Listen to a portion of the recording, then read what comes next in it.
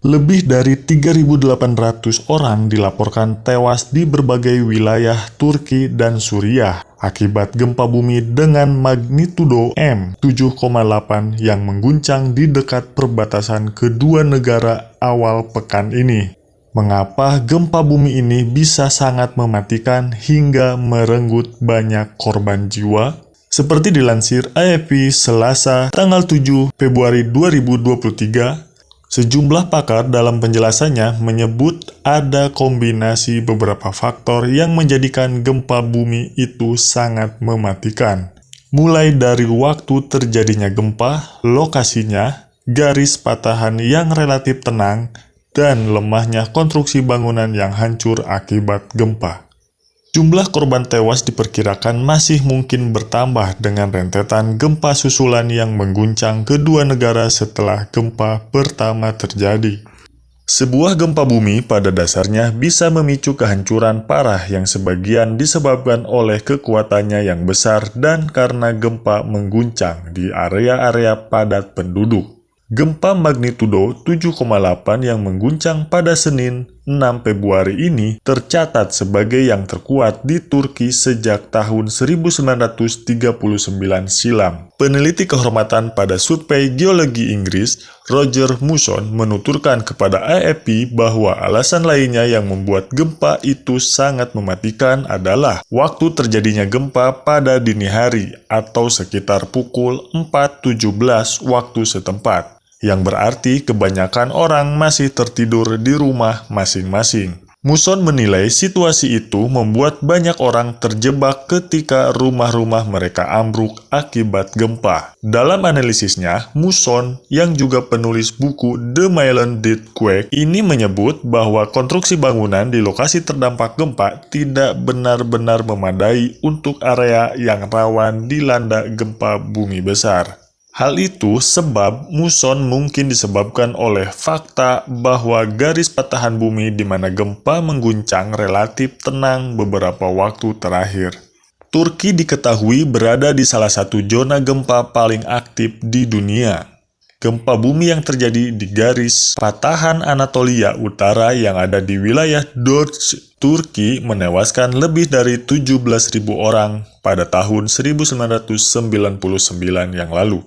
Namun, gempa kuat pada Senin 6 Februari kemarin terjadi di sisi lain Turki, tepatnya di sepanjang patahan Anatolia Timur. Garis patahan Anatolia Timur tidak pernah dilanda gempa bumi berkekuatan magnitudo 7 selama 2 abad terakhir. Yang menurut Muson, itu berarti orang-orang di area itu mengabaikan betapa bahayanya patahan tersebut. Menurut teori Muson, karena sudah begitu lama sejak gempa besar terakhir terjadi, maka cukup banyak energi telah terkumpul. Muson menilai kekuatan gempa-gempa susulan sepanjang Senin 6 Februari yang tergolong besar, termasuk berkekuatan magnitudo 7,5. Dalam analisisnya, Muson menyebut gempa bumi berkekuatan magnitudo 7,8 itu nyaris mengulang gempa dahsyat dengan kekuatan magnitudo 7,4 yang mengguncang area yang sama pada 13 Agustus 1822 silam. Muson menyebut gempa tahun 1822 itu memicu kerusakan luar biasa besar. Seluruh kota hancur dan korban jiwa mencapai puluhan ribu orang.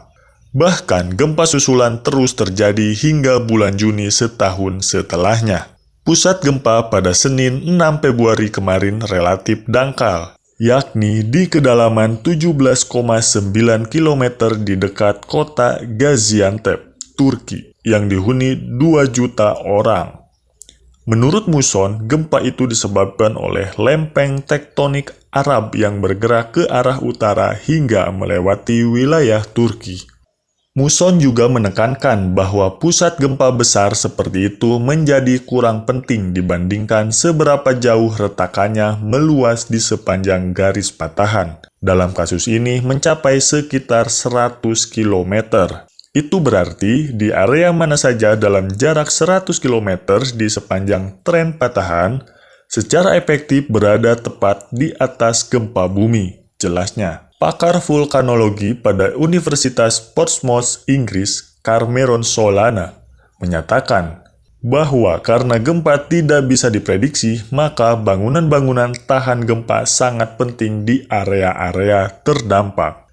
Infrastruktur yang bertahan sayangnya tidak merata di Turki Selatan dan khususnya Suriah, sehingga menyelamatkan nyawa kini sebagian besar bergantung pada upaya penyelamatan korban, sebutnya. Menindaklanjuti gempa dahsyat tahun 1999, pemerintah Turki mengesahkan legislasi tahun 2004 yang mewajibkan semua bangunan baru memenuhi standar modern tahan gempa. Presiden Recep Tayyip Erdogan menjadikan konstruksi bangunan kuat sebagai prioritas politik usai gempa menewaskan 114 orang pada tahun 2020. Kapal Institut Pengurangan Resiko dan Bencana pada University College London, Joanna Feuerwalker, menyerukan Turki untuk memeriksa apakah legislasi itu telah dipatuhi dengan benar sehubungan dengan bencana mematikan terbaru ini. Dia juga menyerukan Ankara untuk mengkaji ulang apakah ada kemungkinan meningkatkan keselamatan bangunan-bangunan tua. Secara terpisah, pakar vulkanologi pada University College London, Bill Maxwell, menyatakan bahwa di Suriah banyak bangunan sudah diperlemah oleh perang yang berlangsung selama lebih dari 1 dekade terakhir.